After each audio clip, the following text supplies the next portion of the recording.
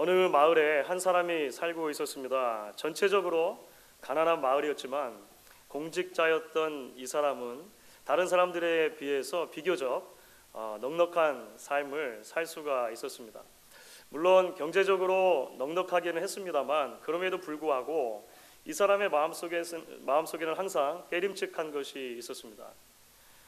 그 사람의 일이라고 하는 것이 사실은 그 마을 사람들을 착취해야만 굴러갈 수 있는 그런 일이었기 때문에 그렇습니다. 가는 곳마다 사람들이 슬금슬금 그를 피했고요. 뒤를 돌아서면 그에게 손가락질을 하기가 일쑤였습니다. 그 마을에서 나고 자랐지만 이 일을 시작한 뒤로부터, 이 업종에 종사하기 시작한 뒤로부터 그와 따뜻한 관계를 맺은 사람이 하나도 없었고, 누구 하나 마음을 터놓고 이야기하고 같이 식사할 수 있는 사람도 없었던 그런 사람이었습니다. 그런데 그 마을에 살고 있는 또 다른 한 사람이 있습니다. 이 사람은 본래 그 마을 토박이는 아닙니다. 나중에 그 마을로 이전을 해서 온 사람 같아요. 그런데 최근에 이 사람의 됨됨이와 하고 있는 일들에 대한 소식을 듣고 보고 하다 보니까 참 흥미로운 점들을 발견하게 되었습니다. 일대를 돌아다니면서 많은 사람들을 가르치는가 하면 아주 난치병에 걸린 사람들을 고쳐주기도 하고, 난폭한 귀신 들린 사람들의 귀신을 쫓아내기도 했습니다. 항상 그 주변에 많은 사람들이 몰려들었어요. 밤낮을 가릴 것 없이 그 사람 주변에 사람들이 모이고 집까지 쫓아가고 하는 일들이 있었다는 것입니다. 사람들은 그를 위대한 선생이라고 부르는 사람도 있었고 구원자다 이렇게 부르는 사람도 있었습니다. 그 사람에 대한 이야기를 들으면서 첫 번째 말씀드렸던 사람이 마음속에 생각했겠죠. 나하고 달라도 어떻게 이렇게 다를 수 있을까? 삶의 스펙트럼에 나와 정반대에 있는 사람이라고 생각이 들었을 것입니다. 다른 사람들은 몰라도 저 사람과 내가 친구가 된다는 것 아마 불가능한 일일지 모르겠다. 이 사람은 그렇게 생각했을 수도 있을 것 같아요. 그런데 참 놀라운 일이 일어났습니다. 이 사람이 일하고 있는 일터로 찾아왔습니다. 말을 걸어줍니다. 말을 걸어줄 뿐만 아니라 그 사람의 집에 찾아가서 함께 식사를 합니다. 친구가 되어주는 것이죠. 여기까지 말씀을 드리면 다 짐작을 하시겠습니다만 오늘 함께 읽은 성경의 내용이 사실 그런 이야기입니다. 말씀드린 첫 번째 사람은 마태라고 하는 이름을 가지고 있는 사람이에요. 마태복음을 기록한 바로 그 사람 마태입니다. 두 번째 사람은 누구일까요? 물론 예수님입니다. 그러니까 오늘 읽어드린 이야기는 그 예수님께서 어떻게 마태라고 이름하는 그 사람을 만나주시고 찾아가시고 그의 친구가 되어주시느냐 하는 이야기가 기록이 된 것입니다. 이 마태에 대해서 조금 더 이야기를 해보려고 해요. 성경은 이 마태라고 하는 사람의 직업을 세리라고 말을 합니다. 세리라고 하는 것은 세금을 걷는 사람입니다. 세금을 걷는 사람. 로마 시대에는 세금 걷는 사람이 준 공무원에 속했습니다. 준 공무원. 동서고금을 막론하고 어느 나라든지 간에 국민으로부터 세금을 적당히 걷어서 그런 거둘 수 있는 방법을 잘 마련해야 국가를 운영할 수가 있습니다. 동서고금을 막론하고 어떤 방식으로 얼마만큼 사람들에게 세금을 거둘 것인가 하는 것은 늘 정치하는 사람들의 초미의 관심사였습니다. 그렇죠? 그래서 그런 방식에 따라서 정치적인 이견이 갈리기도 하고 정당이 나눠지기도 하고 이런 것입니다. 정치 얘기를 하는 것은 아니니까 로마 이야기를 좀 해보려고 합니다. 로마 정부도 세금을 잘 걷어들일 수 있는 효과적인 방법을 고민했겠죠. 왜냐하면 로마 제국이 대단히 넓은 영토를 가지고 있었기 때문에 그렇습니다. 큰 영토에 있는 사람들을 다스리면서 어떻게 세금을 거둘 것인가, 로마 사람들이 생각해낸 방법은 이것이었습니다. 중앙 정부로부터 각 지역에 세금 걷는 세금 징수원을 내려보내는 것이 아니고 어떤 한 지역이 있으면 그 지역 출신 사람을 세워서 세금을 걷게 한 것입니다. 그 지역의 문화를 잘 알고 그 동네 사람들을 잘 알고 있는 사람이어야 세금을 징수하는 일을 원활하게 잘 할 수 있을 것이다, 이렇게 생각했겠죠. 자, 그런데 우리가 여기서 짐작해 볼 수 있는 문제점이 하나 있어요. 그게 뭘까요? 동네에서 나고 자라서 너무 잘 알면 사실은 안면을 몰수하고 엄격하게 세금을 거두는 일에 문제가 생길 수 있습니다. 그렇죠. 저희 이제 한국 사람들은 정에 약한 문화니까 훨씬 이해가 잘 되실 거예요. 이 마태가 살던 지역은 가버나움이라고 하는 지역인데요. 커다란 그 갈릴리 호수의 북서쪽에 위치한 항구 도시였습니다. 이 가버나움에서 주로 세금을 거두면 항구의 통행세를 거뒀고 갈릴리 바다에서 잡히는 물고기의 물고기세를 거뒀습니다. 이 두 개가 가장 큰 세금 징수 요인이 됐어요. 그러니까 우리는 쉽게 이런 대화를 상상해 볼 수 있는 겁니다. 누가 찾아오는 것이죠. 아이고, 이복의 마태, 자네가 우리 아들 시몬하고 어렸을 때부터 회당을 같이 다니지 않았나? 갈릴리 저 바닷가를 어렸을 때부터 뛰어다니고 물고기 잡고 우리 집에 와서 밥도 참 많이 먹었지. 그런데 이번 시즌에 고기가 영 잘 안 잡히네. 세금 내는 날짜를 좀 늦춰줄 수 있겠나? 얼마든지 그렇게 얘기할 수 있겠죠. 그렇죠? 그러니까 너무 잘 아니까, 아예 몰라버리면 상관이 없는데 너무 잘 아니까 이런 일이 늘 생길 수 있는 것입니다. 그래서 로마 정부가 이 세리들에게, 세금 걷는 사람들에게 이런 방침을 하달합니다. 나라에서 요구하는 세금을 걷어서 중앙정부로 보내되 정한 세금에 추가해서 거두는 것은 전부 다 세리의 커미션으로 한다. 무슨 말인지 이해가 되시죠? 나라에서 정한 세금이 100원이다. 그러면 100원만 걷어서 나라에 내면 되고 200원을 거두든 300원을 거두든 얼마를 거두는 건 상관없다는 거예요. 남는 차액은 100% 세리의 커미션으로 한다.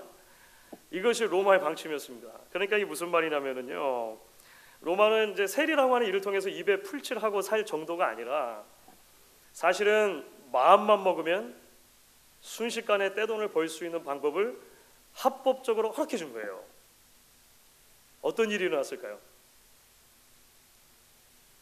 뭐니 해도 머니가 최고죠. 어떤 일이냐면 너무 자연스럽게 이 세리들마다 나라에서 부과한 세금의 훨씬 많은 액수를 사람들에게 매기기 시작한 것입니다. 그래서 많은 세금을 거두고 실제로 그 세금을 통해서 부를 늘려가는 것이 아주 정상적인 방법이 되었다라고 하는 거예요. 성실하게 합법적으로 사람들의 고유를 짜낼 수 있는 방법이 딱 시스템화된 것입니다. 그러니까 동족들의 입장에서 볼 때는 어떨까요? 세리가 좋았을까요? 싫었을까요? 싫었겠죠. 세리가 너무너무 싫었습니다. 너무너무 싫었어요. 처음에는 분노했을 것입니다. 아니, 저 집 아들이, 늘 보고 자랐으니까 저 집 아들이 어떻게 우리한테 이럴 수 있나 분노했을 거예요. 시간이 지나면서 포기하게 되죠. 외면하게 됐을 것입니다. 아이고, 지독한 인간, 저건 사람도 아니다. 자기도 유대인이면서 같은 유대인의 피를 빨아먹는 이런 인간 말종 같으니라고 사람들이 그렇게 생각을 했을 것입니다. 그러니까 시간이 흐르면서요, 세리라고 하는 직업 자체가 참 독특한데, 세리라고 하는 직업 자체가 민족의 배신자 또는 상종 못할 죄인과 같은 의미로 사용되는 단어가 돼버렸다고 하는 거예요. 이것이 예수님 당시에 세리에 대한 일반 사람들의 생각이었다고 하는 것입니다. 그렇기 때문에 사랑하는 여러분, 오늘 우리가 함께 읽은 성경의 이야기는요, 우리에게 성경이 말하는 은혜의 성격을 너무나도 적나라하게 보여주는 이야기라고 할 수가 있습니다. 성경이 정의하는 은혜는 무엇일까요? 은혜라는 말을 우리가 많이 듣지 않습니까? 은혜의 정의는 이렇게 할 수 있을 것 같아요. 하나님이 받을 자격 없는 죄인들에게 베푸시는 호의, 그죠? 하나님이 받을 자격이 없는 죄인들에게 베푸시는 호의, 이것을 우리는 은혜라고 할 수 있습니다. 그래서 성경이 말하는 은혜라고 하는 개념에는 항상 예측 불가능성이라고 하는 개념이 들어있는 거예요. unexpectedness, 예측할 수 없는 포함되어 있는 것입니다. 지난 목요일 날, 그러니까 13일인데요.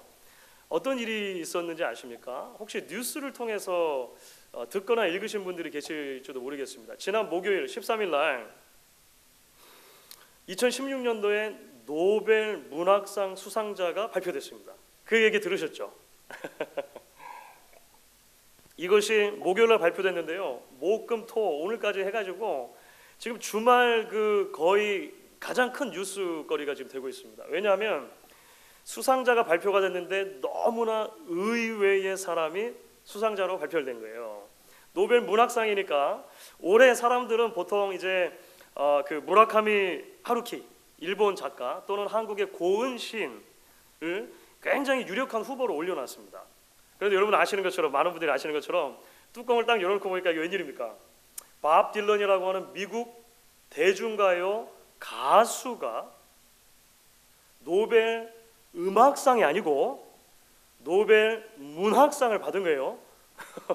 그러니까 굉장히 놀라운 일입니다.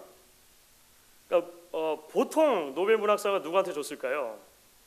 네, 그렇죠. 시인, 소설가, 극작가 같은 그런 문학가들에게 주었습니다. 당연하죠. 문학상이니까. 그렇죠. 종종 전문 문학가가 아닌 사람에게 주어진 경우가 있습니다. 철학가나 정치가에게 주어진 경우가 있는데요. 그런 경우는 그런 사람들이 역사의 길이 남을 만한 중요한 문학 작품을 썼을 때 그렇게 된 거예요. 윈스턴 처칠이 받기도 했고 버트란트 러셀 같은 철학자가 받기도 했습니다. 하지만 노벨상 116년 역사에서 문학상을 가수가 받은 게 처음인 거예요. 가수가 노래하는 음유신 뭐 이렇게 물론 할 수 있겠습니다만 대중가요 가수가 이 상을 받은 게 처음이란 말이에요. 그래서 사람들이 의외다 이런 반응을 많이 보인 것입니다. 예측할 수 없는 일이 이번에 일어났네. 그래서 지금도 계속 뉴스가 되고 있죠. 오늘도 아마 집에 가서 또 여러분 찾아보시면 이것을 가지고 뉴스를 써는 사람들이 있을지 모르겠습니다. 그런데 여러분 아십니까? 지난 한 주 후반부를 뜨겁게 달구었던 노벨 문학상 수상의 소식보다도 사실은 더 놀라운 소식이 여기 있는 것입니다. 오늘 이야기를 여러분 마태 입장에서 한번 생각해 보시죠. 마태 입장에서. 그럼 오늘도 늘 그랬던 것처럼 자신이 세금 걷는 그 일터, 그죠? 세관에 나갔습니다. 어느 누구도 이 세관에는요 자발적으로 들어와 가지고요, 아이고 마태 양반 잘 지냈습니까? 점심 식사나 같이 합시다. 물어준 사람이 없어요. 그렇죠? 당시에 제가 이제 쭉 앞에 설명드렸잖아요. 세관하면 멀리서 세관이 보이면 다 사람들이 돌아갈 정도로 얼마나 진절머리 나는 곳이었겠습니까? 마태 얼굴만 떠올리면 1년에 몇 차례 세금 낼 때만 빼고는 가능하면 저 사람 안 봤으면 좋겠다, 어디 골목길 가다가 안 부딪혔으면 좋겠다 하는 사람이 마태잖아요. 그런데 예수님이 그를 찾아가 주신 것입니다. 예수님이 일부러 그 자리에 찾아가 주신 거예요. 여러분 세관 그 일자리라고 하는 것은 사실 마태에게 대단히 이율배반적인 자리입니다. 그 자리를 통해서 자신은 부를 쌓는 거예요. 그 자리를 통해서 자신은 돈을 버는 것입니다. 하지만 그 자리는 철저하게 자신을 사회와 고립시키는 자리이기도 한 것이죠. 철저하게 미움을 받을 수밖에 없는 자리이기도 한 것입니다. 그 세관으로 예수님이 찾아오시죠. 그리고 이렇게 짧게 말씀하십니다. 나를 따르라. 저는 마태라면 이 말씀을 들었을 때 머리부터 발끝까지 찌르르 전류가 흘렀을 것이라 생각해요. 그렇죠? 전율이 흐르는 것이죠. 이제까지 한 번도 받아본 적이 없는 무조건적인 호의잖아요. 이제까지 한 번도 경험한 적이 없는 예측 불가능한 사랑이기 때문인 것입니다. 사랑하는 여러분, 오늘 이 이야기는 사실 많은 면에서 수천이 지난 이후에 이 말씀을 읽고 있는 저와 여러분에게도 전율을 느끼게 해야 된다고 생각을 합니다. 그렇죠. 왜냐하면 이 이야기를 통해서 사실 우리가 보는 것은 무엇이냐면요, 하나님께서 어떻게 죄인인 저와 여러분을 찾아와 주시고 만나 주셨는가에 대한 이야기가 들어있기 때문에 그렇습니다. 제가 언젠가도 한번 이 이야기를 해드렸던 적이 있는 것 같아요. 여러분 기억이 나실지 모르겠습니다. 고등학교 시절에 예수를 믿지 않는 친구가 하나 있었습니다. 전도를 하려고 제가 무도인도 노력했던 그런 친구가 하나 있었어요. 저를 참 좋아했었고, 그래서 뭐 자주 같이 다니고 뭐 이렇게 했습니다만 이상하게 그 친구의 마음은 열리지가 않는 거예요. 교회를 가자라고 아무리 전도를 해도 교회에 대한 마음은 잘 열리지가 않는 것 같았어요. 그런데 어느 토요일 저녁이었습니다. 제가 교회에서 이제 그때 중고등부 회장을 하고 있었습니다. 고등학생으로 중고등 회장을 하고 있는데 교회에서 이제 중고등부 모임을 하고 있었겠죠. 이 친구가 난데없이 교회를 찾아온 거예요. 어디서 어떻게 마셨는지 술이 이만큼 취해 있었습니다. 고등학교 2학년인데 술이 이만큼 취해가지고 찾아왔어요. 그래서 제가 친구를 데리고 교회 마당으로 나갔습니다. 그래서 무슨 일이냐 이렇게 물었던 것이죠. 은재야, 사는 게 너무 힘들어서. 고등학교 2학년인데 힘들었겠죠. 사는 게 너무 힘들어서. 근데 술을 마시다 보니까 네 얼굴이 자꾸 생각나더라. 그래서 무턱대고 교회를 한번 찾아와 봤다, 이렇게 말한 거예요. 절호의 찬스죠. 낮아져 있을 때, 가난한 심령일 때 전도를 해야 되니까 전도를 했습니다. 다시 이야기를 하고 교회 나오자, 교회 나와라, 이제 이렇게 제가 권면을 하는데 그 친구가 이렇게 말을 해요. 은재야, 나도 교회 나오고 싶어.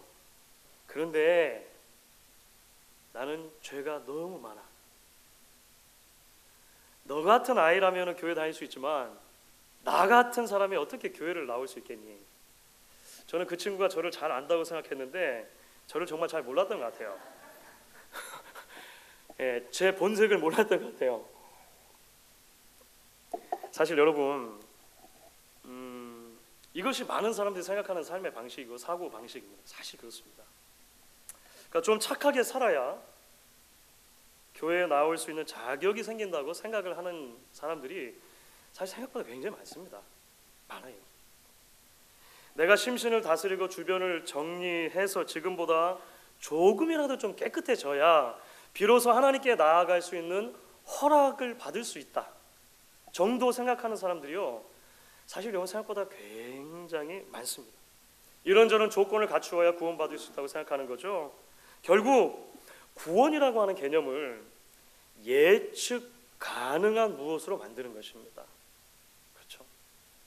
이런저런 삶의 테두리에 들어오는 사람들만이 신께 호의를 얻을 수 있다고 생각을 한다는 것은 구원을 예측 가능하게 만들어 버리는 거예요. 하지만 여러분, 성경은 그렇게 접근하지 않죠. 성경은 그렇게 접근하지 않습니다. 하나님은 죄인을 있는 그대로 사랑해 주시고 있는 그대로 불러주십니다. 있는 그대로 찾아와 주시고 그에게 구원의 복된 소식을 나누어 주세요. 왜 그렇습니까? 자신의 마음 전부를 죄인들을 향해 기울여 주시는 사랑 때문이에요. 그 사랑을 성경은 어떤 단어로 표현하냐면 긍휼이라고 하는 단어 표현. 긍휼, compassion. 있는 모습 그대로 연약하고 부족하지만 우리의 자리로 내려와 주시고 품어주시고 함께 주신다는 거예요. compassion 해주시는 것입니다. 필립 얀시라고 하는 기독교 작가가 있죠. 대표적인 책 중에 놀라운 하나님의 은혜, What's so amazing about grace라고 하는 책이 있습니다. 놀라운 하나님의 은혜. 그 책에서 필립 얀시가 이렇게 말을 해요. 은혜란 하나님의 사랑을 더 받기 위해 할 수 있는 일이 아무것도 없다는 뜻이다. 또 무엇으로도 하나님의 사랑을 약화시킬 수 없다는 뜻이다. 필립 얀시가 정의한 은혜입니다. 사실 이 진리가 오늘 본문의 후반부에 굉장히 적나라하게 나타나 있죠. 예수님께서 마태 집에 들어가서 식사하셨습니다. 놀라운 일이 일어난 것이죠. 말씀드린 것처럼 마태 집에 들어가서 식사하시며 친구가 되어줬어요. 마태가 얼마나 감격했겠습니까? 그렇죠. 얼마나 놀랐겠습니까? 그래서 어떻게 했냐면요, 동병상련이라고 자기와 같이 동족들에게 다 손가락질 받을 수밖에 없는 동일 직업 종사자들 있잖아요. 예, 다른 세리들 다른 세리들과 사회적으로 율법적으로 죄인들이라고 낙인 찍혔던 사람들을 초대했던 것 같아요. 그래서 그 자리에 그런 많은 사람들이 와서 같이 식사를 하게 된 것입니다. 그런데 그 자리에 유대의 종교 지도자들이라고 할 수 있는 바리새인들이 있었다는 거예요.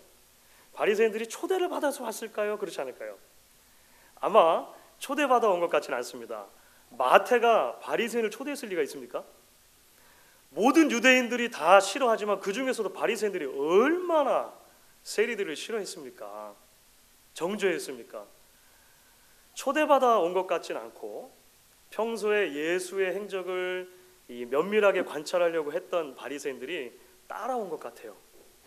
이게 무슨 일인가 싶어가지고 따라왔겠죠. 와서 보니까 어떤 일이 벌어지고 있습니까? 예수라고 하는 사람이 수많은 세리들과 죄인들과 함께 식사를 하고 있는 거예요. 먹고 마시고 그렇게 하고 있는 것입니다. 깜짝 놀랐겠죠. 오늘날도 물론 그렇습니다만 식사의 교제를 한다는 것은 예수님 당시의 문화로 볼 때 아주 중요한 의미가 있습니다.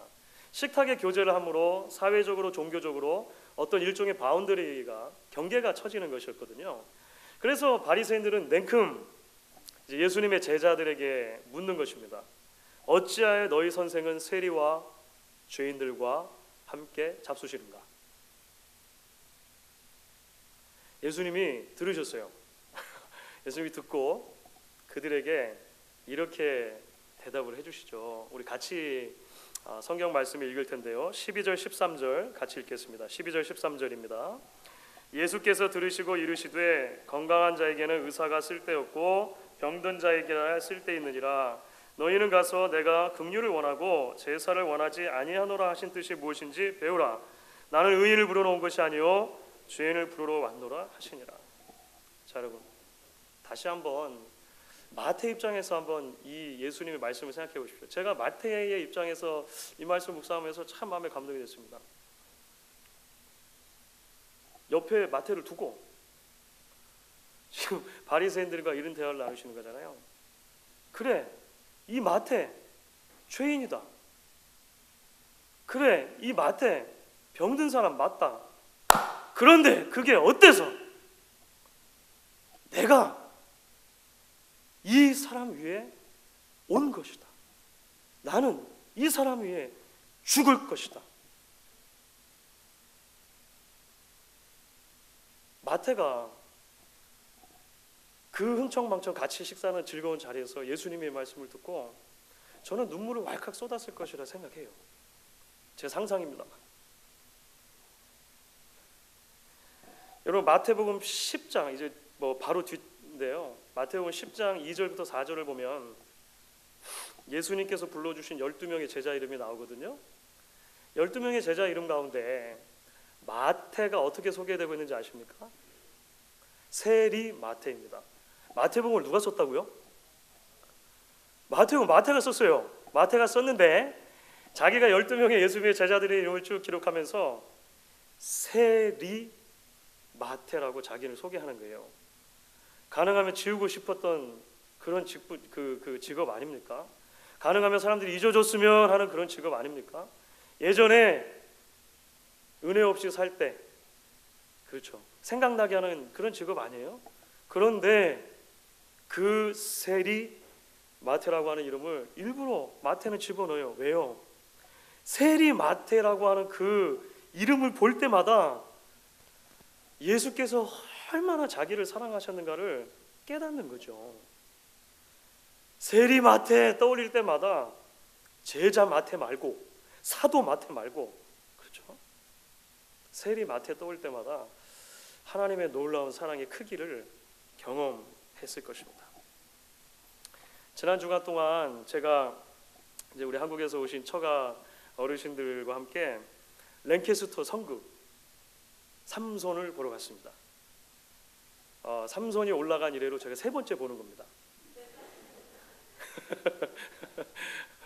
뭐 그 선교사 손님들 오실 때마다 뭐 우리 교회 학생들하고 함께 세 번째 봤는데요. 세 번째 보는데도 은혜가 되더라고요.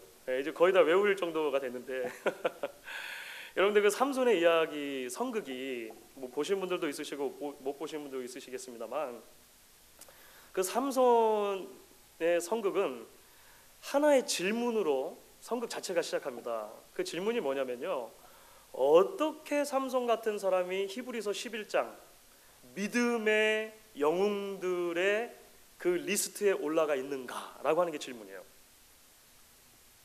아브라함, 모세, 여호수아, 기라성 같은 하나님의 그 일꾼들이 있잖아요. 그 다음에 삼손이라고 하는 사람 이름이 똑 나와요. 고개를 갸우뚱하게 한다는 것입니다. 그 성경이 그렇게 시작을 해요. 왜냐하면 사사기를 우리가 가까이 읽다 보면 사실 뭐 삼손이 어마어마한 괴력의 소유자라고 하는 것은 분명합니다만, 믿음의 영웅이다, 믿음을 본받을 만한 사람이다라고 하기에는 조금 이 불편한 부분이 참 많습니다. 그렇죠. 태어나기 전부터 주어졌던 그 나실인의 규례, 하나님의 약속을 헌신짝거리듯 너무나 쉽게 던져버리는 그런 방탕함의 화신이 사실은 삼손입니다. 일생을 살며 수많은 여인들과 관계를 가지고 있었던 이 방탕한 편력, 여성 편력의 그 대표로 이야기되기도 해요. 거듭된 실패와 잦은 절망감, 불안정한 심리 상태의 대명사라고 할 수 있어요. 아브라함, 모세, 여호수아 같은 그런 위대한 신앙의 영웅들과 어떻게 그가 나란히 어깨를 같이 하고 이름을 올려놓을 수 있는가? 그 성극은 삼손의 일대기를 쭉 보여주면서 마지막 결론부에 가가지고 그 해답을 이렇게 내립니다. 은혜라는 거예요. 은혜. 죄인에게 부어주시는 무조건적인 호의, 은혜라고 하는 개념을 빼면 삼손을 이해할 방법이 없다는 것입니다. 온갖 인간적인 연약함과 반복되는 실패도 불구하고 하나님이 삼손을 사랑하십니다. 삼손을 끝까지 포기하지 않으세요. 그래서 진정한 영웅이 있다면 사실은 삼손이 아닌 거죠. 진정한 영웅은 그 삼손마저도 품으시고 사랑하시고 변화시키시고 하나님의 일을 이루게 하시는 하나님이 영웅이라는 거예요. 그 하나님께서 우리에게 보내주신 독생자 예수, 그 아들이 영웅이다라고 삼손 성극이 마무리를 합니다. 세 번째 보는데 마지막에 그 이야기를 했는데 얼마나 눈물이 나는지 모르겠어요. 저 집사람하고 계속 눈물을 훔쳤던 생각이 지금도 납니다. 말씀을 정리할게요. 주 안에 사랑하는 여러분, 우리가 가끔 이렇게 인사하죠. 오늘 한번 같이 인사해 볼까요? 옆에 계신 분들하고 인사하겠습니다. 모든 것이 하나님의 은혜입니다. 모든 것이 하나님의 은혜입니다. 모든 것이 생소하지 않으시죠? 종종 우리 이렇게 인사했잖아요. 그렇죠? 여러분, 이것은 그냥 지나가는 인사가 아닙니다. 그렇죠? 죄인인 저와 여러분이 소망 가운데 구원 얻게 된 것이 전부 하나님의 은혜입니다. 바로 그 은혜가 지금도 매일매일 스스로의 연약함과 부족함 속에서 쉽게 넘어지고 쉽게 의기소침하고 쉽게 실패하고 절망하는 우리들을 지탱해주는 원동력이 되는 것입니다. 그 사랑을 이미 경험했고 그 사랑을 아시는 분들이라면 그 은혜를 결단코 놓치지 않겠노라 결심하실 수 있기를 바랍니다. 그 은혜에 감사하고 그 은혜 안에 머물기로 결단하실 수 있기를 바라요. 혹시라도 아직 그 하나님의 놀라운 은혜를 개인적으로 경험하지 못한 분들이 계십니까? 주님께서 세리 마태를 불러주시는 그 따뜻한 음성으로 오늘 이 자리에서 여러분을 부르고 계시다는 것을 잊지 마시기 바랍니다. W.A. 토저라고 하는 분이 이야기합니다. 안타깝게도 우리 가운데 많은 사람이 그분을 아주 오래, 부질없이 너무 오래 기다리시게 한다. 예수님을 너무 오래 기다리게 하지 마십시오. 그 초대에 응답하십시오. 세리 마태를 제자로 삼아준 예수님께서 지금도 뜨겁고 열렬한 사랑으로 여러분을 기다리고 계시기 때문입니다. 이 시간 우리 같이 한번 찬양하고 잠시 기도하는 시간